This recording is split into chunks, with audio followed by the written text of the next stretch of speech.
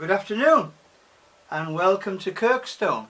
Something a little bit different today. We've been receiving a lot of correspondence on our various social media, not only questions on the 3 or 4 YouTube channels that we run, but also on Facebook, Instagram and other social media. And what we've decided to do, although we have obviously answered all individual questions, is we've distilled some of the most popular themes into a typology of almost a taxonomy of questions, because the same general themes seem to crop up time and time again.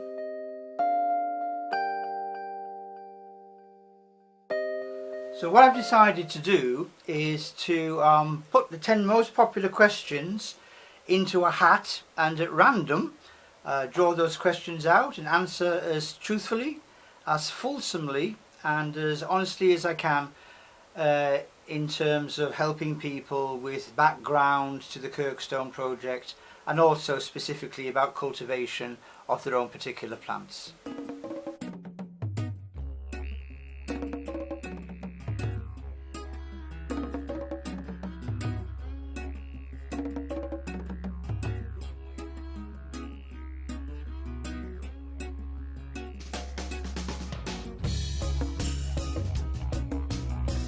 So let's get started. What's the first question from the correspondence on the various channels? So I'll take a question out at random, and the first question is, oh, that's a good one. Why do plants get brown in the sun?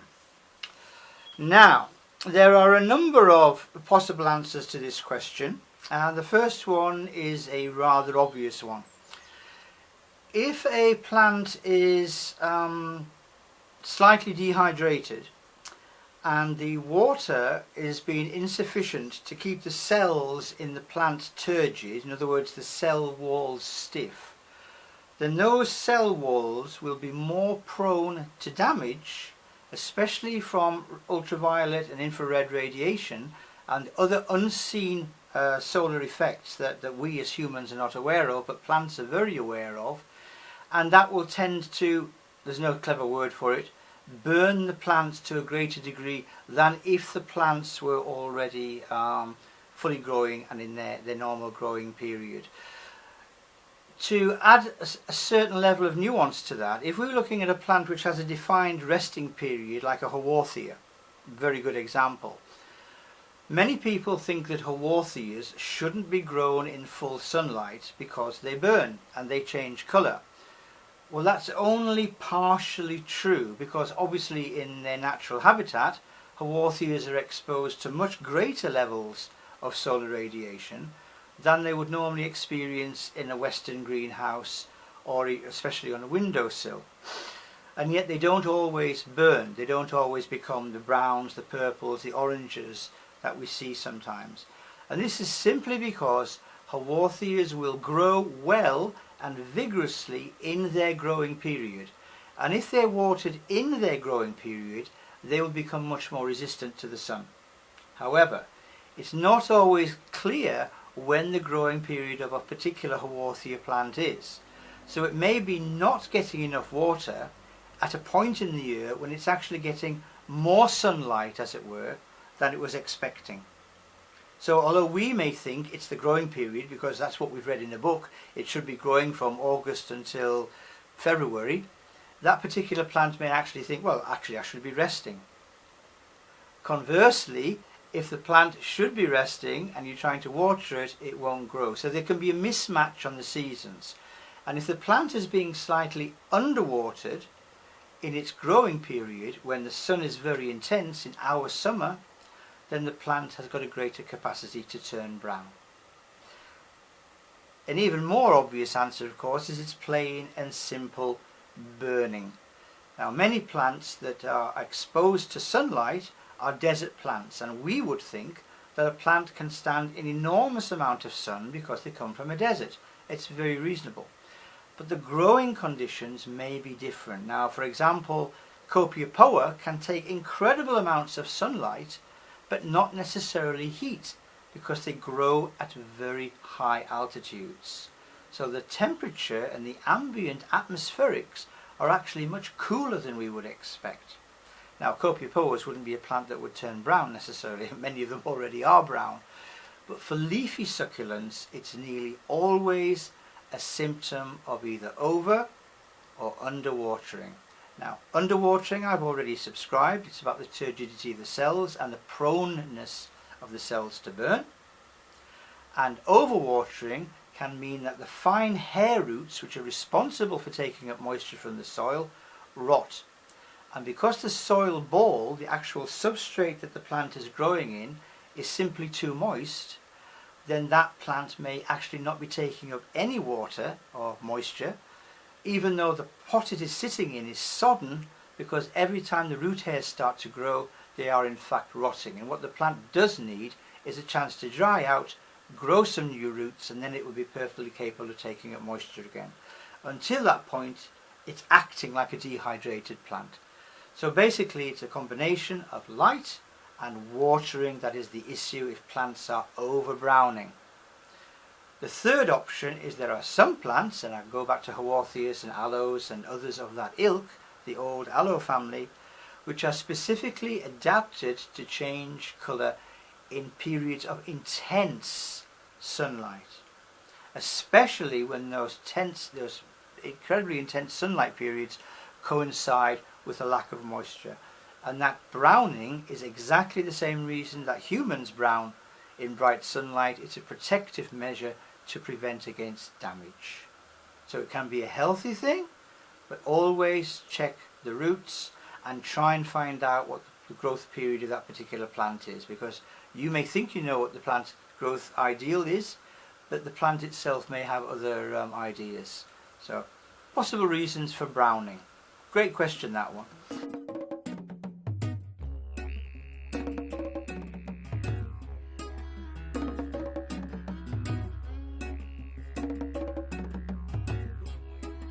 Right, second question. How do you notice signs of overwatering and what do you do about it? What a coincidence. And this is the single most common question that people ask me, especially on Facebook. And when I look on other Facebook sites and on other fora on the internet, by far and away I would say over 50% of questions, even now with all we know about growing cacti and succulents, is to do with carers' concern over overwatering plants. And I'm minded back to, I think it was Backeberg in his extensive volume De Cactaceae, who commented that he also was constantly asked about this, and he replied, it's an interesting question. What I will say is that I see more plants that are underwatered than overwatered. So before I even answer the question, what I will say is, if a plant is growing in a very well drained medium that is 50 to 25% humus and downwards, and the majority of the substrate is sharp gritty sand, grit or small pebbles, so that the water drains straight through, it is almost impossible to overwater a plant, because by the time the plant actually comes to take in moisture, then it's drained away and there is just enough in the pot to sustain the plant.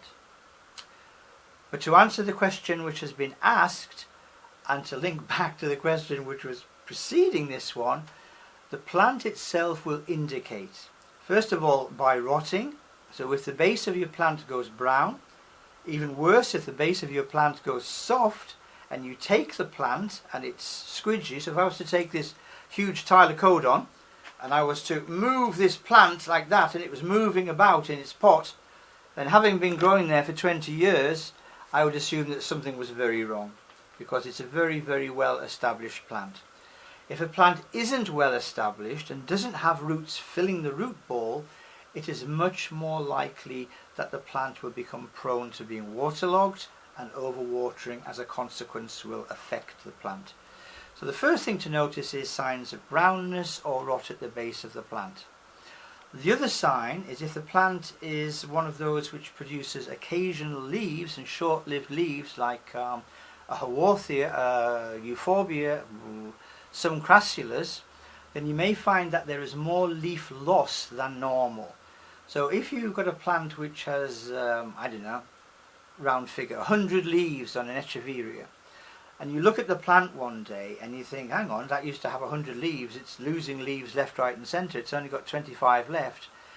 Give the stem a little bit of a tweak, and if it's not firmly attached, if it's a little bit loose, then the chances are that you've lost roots and you've overwatered.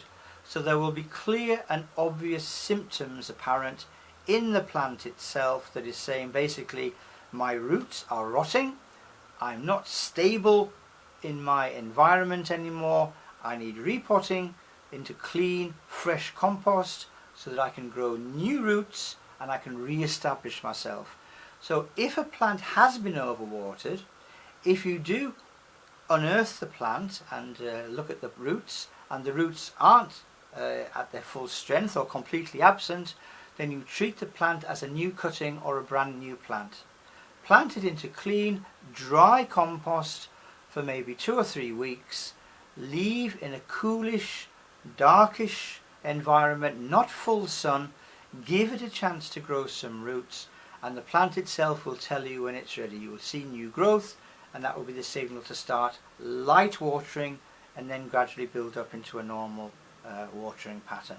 Another great question, and one which is asked a lot.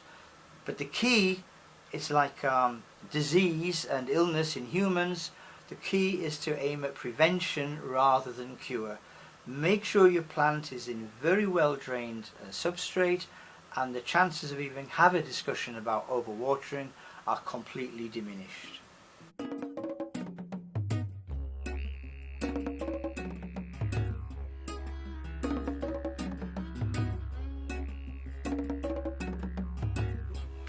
Next question.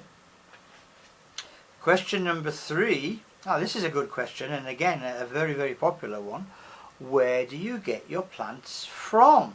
Well, there's a short answer to that one and a long answer. The short answer is 90% of our plants come from eBay. And that's purely for the reason that 90% of our books come from Amazon. It's very convenient. You can sit down with a pizza and a cup of coffee and say, right, I feel like buying some new plants, and there is the world laid out in front of you, and you can choose what you want and add to basket. It's that simple. You know what you're getting. eBay dealers these days tend to be very, very well established nurseries. They've got their reputations to protect, so the number of charlatans and fly-by-night merchants who will sell you rubbish is very, very, very much diminished now. They tend to be pretty okay Joes. I do occasionally buy plants off friends. People will contact me via social media, people I've had a working relationship with for years, and they will say, oh, you've got a fantastic variegated Gasteria nigricans, I really would like an offset of that. And mostly I swap, and I'll say, okay, what have you got? And they say, oh, I've got a lot of Sulco Rebusias right now, have you got Sulco Rebusias Canaguellerii?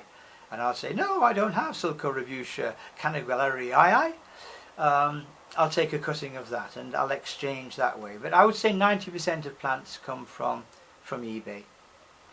Simple question, simple answer.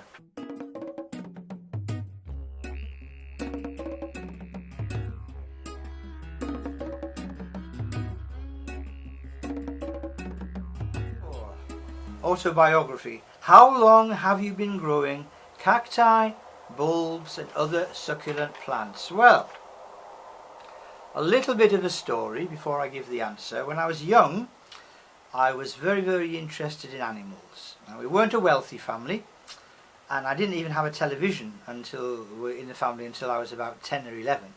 So I grew up reading 5 or 6 animal books, which I was very into animals, again and again and again. And in many of the pictures of animals, there were pictures of plants as part of the picture. And in one of the animal books, it was kind of animals in general nature, there were 2 pages on cacti. And when I think back, most of the information was completely inaccurate. But nevertheless, there were 2 pages on cacti, and I read those 2 pages assiduously. I probably could recite them by heart now. Look and learn Guide to Nature, the book was called, if you ever want to look up a 50, 60-year-old book. And then I suddenly thought, well, I want to start growing these cacti. So I would have been about 8 or 9, and at the time we were living in Ireland. So going back to 1968, 1969, there weren't any cacti. It was that simple. And as a child, I didn't have the means to do anything about that. Then when I came back to England, I started doing a lot of gardening with my granddad because he needed help in the garden. And I was talking to him about cacti, and he didn't know anything about cacti at all. He was a dahlias, chrysanthemums and vegetables man. And then one day we were in a shop which is now defunct called Woolworths, and there were some cacti. And he took me over there, because I would never have gone, and said, there are some cacti, if you want, no, there are some cactus plants, is what he said. And he said, if you want, I'll buy you one. And the first plant I ever bought, which I no longer have, was a Pachycereus pringli dwarf, a very small example of a Pachycereus, a small columnar cactus, which eventually becomes an enormous tree. And I had that for 2 or 3 years, but I think because I was keen and I only had 2 plants, I'll come to the second plant in a minute, I watered it every day because I was a child, and I thought, I'll water my plant because I love it, I love my plant, I'll give it some water. And of course the poor thing survived for 3 years and then eventually drowned. Refer back to the previous 2 questions. The second plant I bought 2 weeks later was a Forcaria, probably a Forcaria hybrid, maybe it was Forcaria tigrina, I don't know. So I had 1 cactus and 1 succulent, and for 2 or 3 years that was my collection of plants. So that was 1970, because we'd come back from Ireland at that point. So basically, in round figures, about 50 years. And I've been growing plants continuously ever since. 50 years is the answer to the question, how long have you been growing cacti, bulbs and other succulent plants?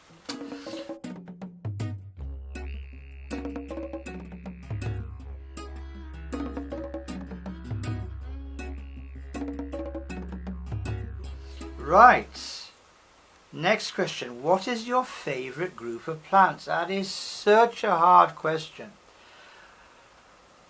I think this is a bit like the fire in the library question, isn't it? If there was a fire and you could only save 10 books, what 10 books would you save? What is my favourite group of plants? I have so many favourites. There are certain genera of South American cacti. There are Gymnocalyciums, Copiapoas.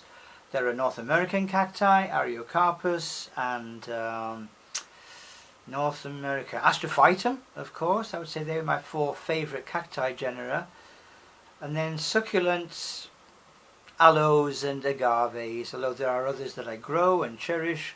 I really like those green rosette forming plants. Now if I could distill that down, does it have to be cacti, does it have to be succulents? I would probably say succulents. Which group amongst the succulents? Well, because of the infinite variety and the fact that each and every time I cast my eyes over the collection I see something new, something that I've never noticed before, I think I'd have to say the Haworthias. And the Haworthias in the widest sense of the word. So the Haworthia group, Haworthia, Tulista, Haworthiopsis and the true Haworthias. If I had to distill that even further into a micro group, right now I would probably say Tulistas. I really love those dotty, spotty, I don't know. There's something about a well-grown, firm-leaved rosette, dark green, great strong roots, covered in shining, pearly white tubercles. That probably does it for me. Tulista pumila, the old Haworthia pumila. That would be my favourite plant, and Tulista would be my favourite group, if I had to choose. Ask me tomorrow and I might say aloes and I might be able to justify it, but Haworthias right now.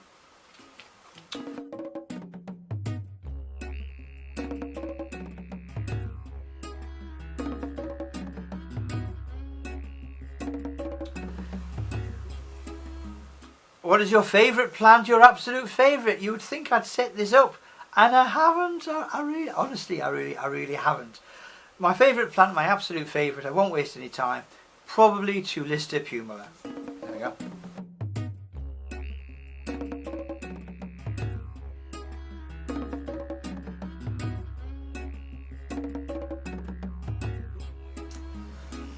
Right, I think we're up to number 7.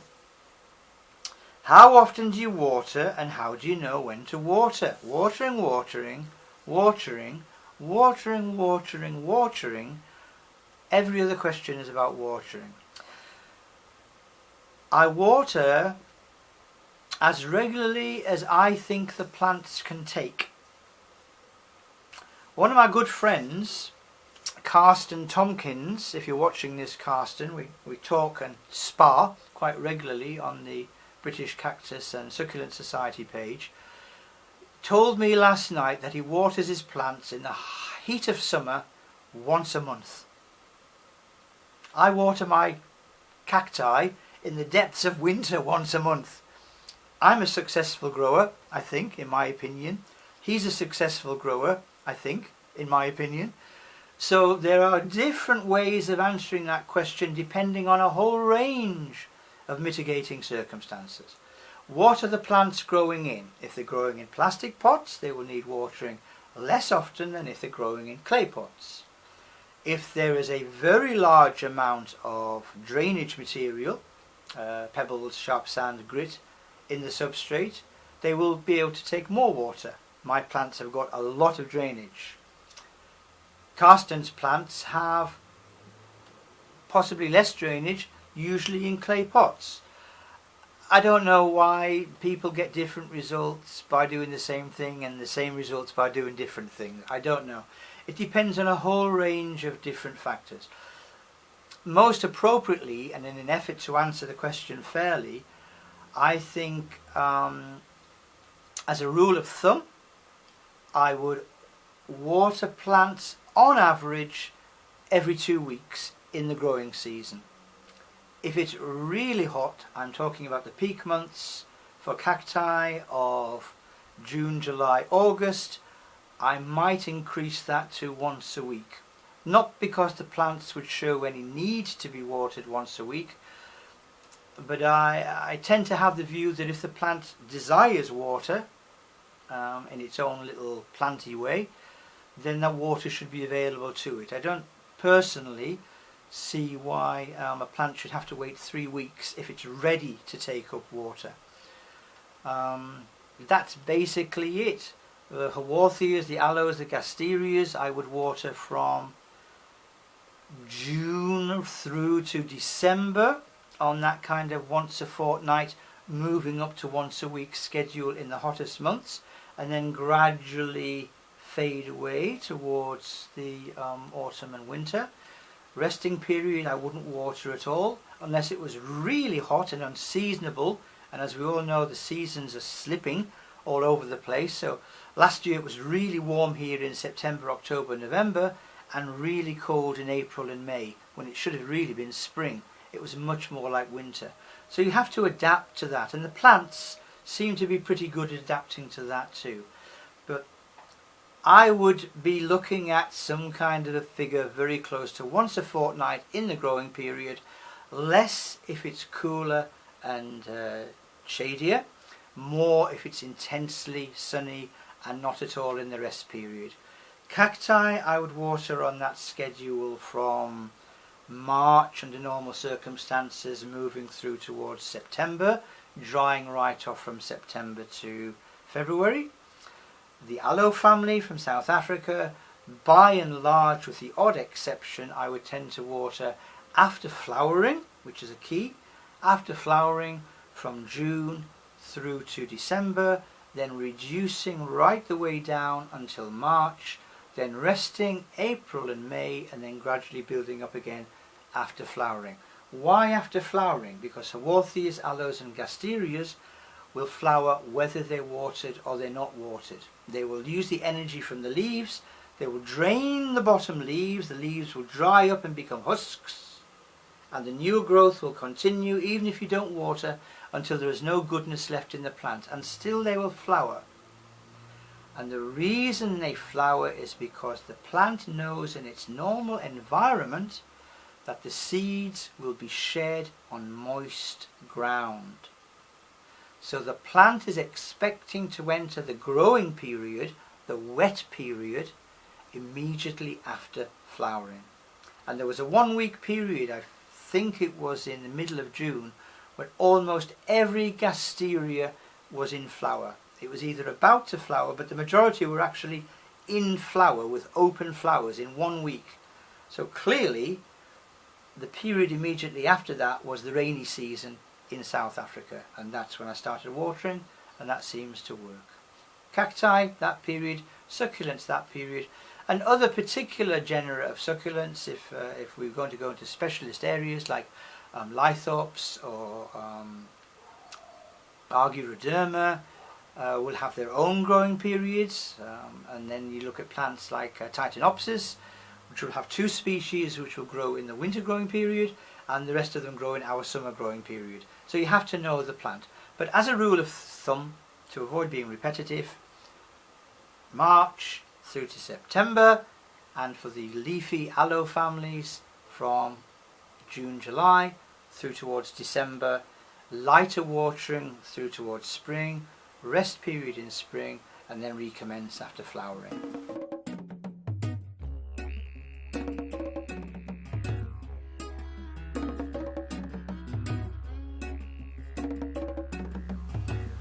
Short question. 4 words in this question. When do you repot? 2 answers to this question. When are necessary. So when is necessary? I think as the old gardener's rule of thumb, if the roots are coming out the bottom of the drainage hole, the chances are that's a clue that the plant is ready to move up into a larger size pot. I thought of a 3rd reason.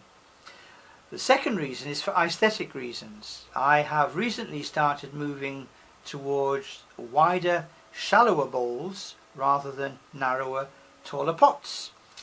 And the reason for that is not only aesthetic, because in that kind of alpine setting, like this little Haworthia jucunda here, this little aloe jucunda here, now this will grow and form, but it already is, forming a little mound in this pot, and that will be able to stay in that shallow container for 4 or 5 years maybe, without having to be repotted. I've also got a larger Haworthiopsis limifolia here, and you can see there's a completely different effect growing a plant in a shallower pot and allowing it to spread out sideways than there is growing in a taller pot, because, my friends, plants which grow from arid areas by and large will have wide, shallow roots in order to maximize their chances of catching rainfall. Plants which grow in cooler, rainy areas tend to have deeper roots for the purposes of anchorage and to reach the maximum of nutrients which is lower down in the soil, whether minerals or humus. So our plants, arid area plants, the xerophytes, tend to be narrower, shallower, wider rooting plants. So I'm moving on towards these. What has that got to do with the question?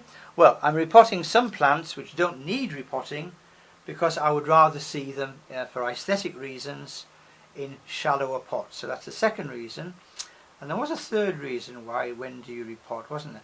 Of course, if there's any kind of damage. So going back to the earlier one, if a plant isn't looking particularly well, and although I am, I think, a reasonably good grower with some 50 years experience, I do sometimes walk into the greenhouse and think, what on earth is happening with that plant? That plant does not look happy at all. So the first thing I will do is take it out of its pot, and the chances are, if it doesn't look happy, there's something wrong with the roots. Whatever it may be, something is wrong with the roots. So I'll trim the old roots off, treat as a new arrival into the greenhouse, and that would be the 3rd reason to repot. So as an evolutionary growth thing, when it needs to go into a bigger pot, for aesthetic reasons, because you might want a different kind of a pot because it looks better, and to check for damage and repot from there.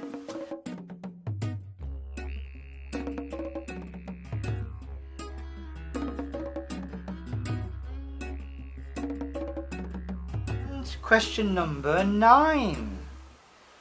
If you had to choose between the 3 sections of xerophytes, cacti, bulbs or other succulents, which group would you choose and why? Ooh, so hard, so hard.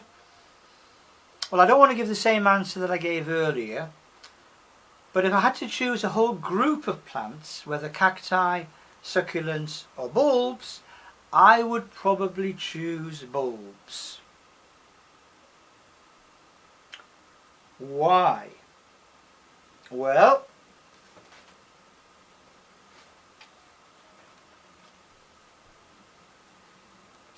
if we could look at this little Masonia citrina here, I got this plant a year and a half ago,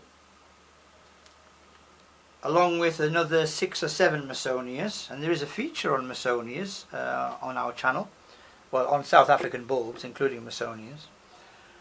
And that plant has done nothing for a year and a half. It's 5 chums, all sent up leaves, 2 leaves for Masonias, and fantastic flowers, all of which you can follow the progress of on the cacti bulbs and on the South African bulbs videos 1 to 5 on this channel. And that one did nothing at all. So it sat there in its pot. It hasn't needed tending, it hasn't needed bothering. I haven't had to worry about it freezing or cooking or boiling. I have done nothing. It just sat in its pot doing nothing, and then about 8 days ago a little green shoot appeared, and now we have 2 healthy leaves, and I can see the flower cone just coming up in the middle. And what that says to me, very simply, is for the minimum of effort I can have maximum fun. Because bulbs, when they do start growing, grow very, very quickly. And if they do get half eaten by a slug or snail, I don't need to worry, because that leaf will die down in a few weeks and it will be replaced by new leaves in the next growing season. Whereas if you walk in and you've got a 50-year-old Copiapoa, a prize-winning Copiapoa specimen, and some vermin has nibbled on it, that plant is marked for life.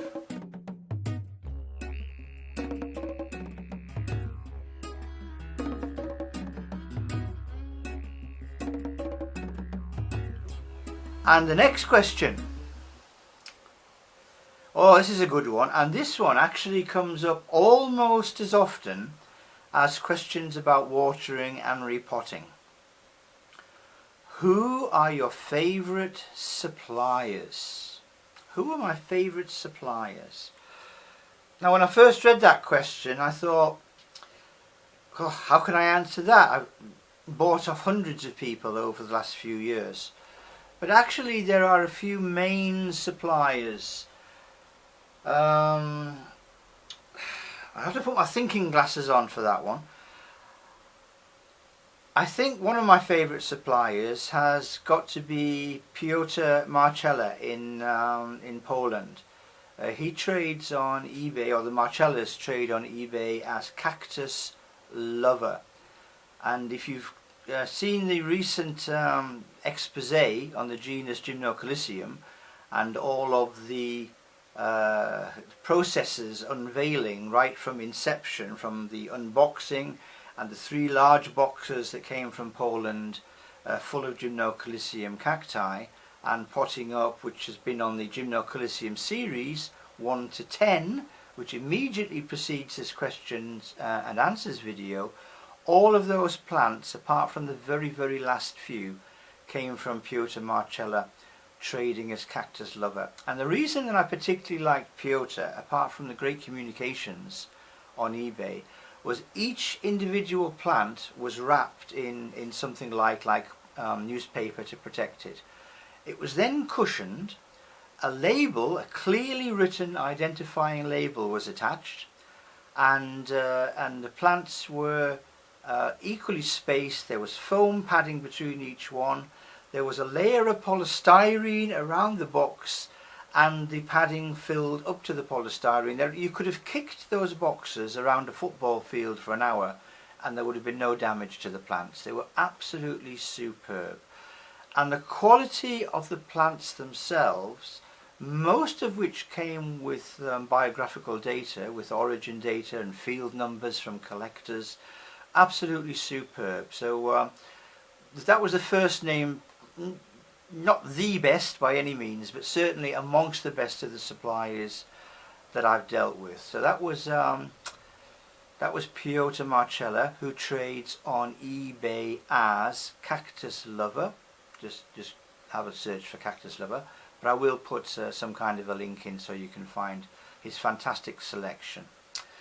Who else is a particular favourite? I suppose there's a couple of other German suppliers and Swiss suppliers. But I think Cactus Lover, and there's another guy I buy an awful lot of stuff off from Hungary, and this is a guy who trades as New Deal. And the thing I like about New Deal, particularly about this guy, is that there is nothing that is too much bother. If you say to him, right, I've ordered 50 plants, but I want this 25 from this section sent on 1 week, and the next 25 the week after, and the remainder needs to be split up into this genus and this one and this one. Nothing is too much trouble. Whatever the customer asks for, they will get. And again, the plants are absolutely superb. I mean, these are the quality plants that you'll get from Cactus Lover and New Deal. So it's fantastic, absolutely flawless Gymnocalycium horstii here, and every plant you get is well rooted, ready to go straight into the compost. I couldn't praise either of these guys too much. So Cactus Lover and New Deal 74, who sells a lot of Haworthias and Gymnocalyciums on eBay UK. That's one of my second favourite suppliers. So far we've got Piotr, that's Cactus Lover, New Deal 74. There's another Hungarian guy called Uralamaci, don't know what that means, Urulamaci, also on eBay UK. We've got a great dealer, I think, in the UK called Plant Life Cactus, and if you go onto some of the earlier videos on this channel, you'll see some unboxings from Plant Life Cactus, and I couldn't praise them enough. Superb quality plants, very good prices, and I'm sure I've forgotten others, but one particular supplier that I must really big up, because we've built up such a great working relationship, is Florent Grenier and his mother Anne, who trade as Haworthia Burgundy, because they're based in Burgundy in France, the Burgundy area of France. Absolutely brilliant people, just superb to deal with. A fantastic breeding program, great quality plants. They'll do anything for you in terms of weed. If you want to split your order, or these ones go out this date and these ones go out that date, or have you got two of that, or just brilliant, fantastic people. And he's just written a great book as well, The Succulents of Namaqualand, and I have to mention that because it's a really groundbreaking book that Florent has produced, and his experiences in the Namaqua Desert in South Africa. So those are the 10 questions. At some point in the future we will probably do another question and answer. If you like it, give it a thumbs up, tell us that you like it. If there's anything that you didn't like the way we did the question and answer, then please do comment and say, I thought that would have been better if you'd done that, or why did you do this, or you should have spoken more about that, you should have spoken less about this. Whatever it is, comment, we'll respond, and we'll change the format of the question and answer sessions. I don't plan on doing one every month, maybe one every 3 months, depending on how things work out. And if people can ask me interesting questions that aren't about watering, then we'll do more. So just to fill the gap really between finishing the Gymnocalycium project, moving on to the Aloe family project, which is really started, but you'll see the first product hitting the channel in the next few weeks, and after that it will be a deluge of lots of stuff hitting the channel over the next few weeks, months and years, because it is an enormous project. The Gymnocalycium project was big, the Aloe family project is galactic It's of Thanos size in comparison to Ant-Man. It's massive. You couldn't describe how big it is, and it will take us 2.5, 3 years at the least to work through all the material we've gathered on the Aloe family. And that's it. I won't take up any more of your valuable time. It's been great talking to you. It's been great reading your questions and answering the distilled versions of them. Nice to see you all. I hope you have a great day, and do keep those questions coming, and we'll do our best to answer them. Thanks for following the channel. Thanks for all the support. It means so much to us. Please subscribe. The more subscriptions we get, the more product we'll put out there. It's that simple. Thanks for everything, guys. Bye for now. Bye-bye.